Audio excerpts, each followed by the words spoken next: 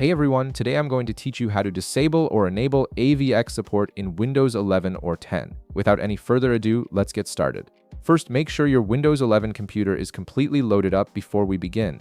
You'll want to ensure everything has finished starting and your desktop is fully responsive. This ensures the commands will work properly without any system conflicts. Once your PC is ready, navigate to your Windows Start menu and click on it. This is the icon typically located in the bottom left corner of your taskbar. After the Start menu opens, type in CMD in the search field. This will bring up the command prompt application in your search results. Now, here's an important part. Under the command prompt option, you'll see different ways to launch it. Make sure you click on Run as admin instead of just opening it normally. This is crucial because the commands we're about to run require administrator privileges to modify your system's AVX settings. Without admin access, the commands won't execute properly. After clicking Run as admin, a Microsoft command prompt window will appear on your screen. This is where we'll be entering the commands to control AVX support.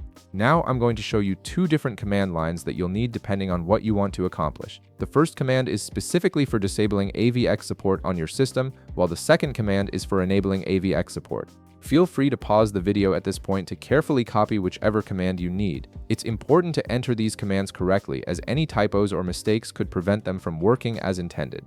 Take your time to ensure you've copied the exact command for your desired action, whether that's disabling or enabling AVX support on your Windows 11 computer. Once you've entered the correct command into the command prompt window and pressed enter, your system will process the change.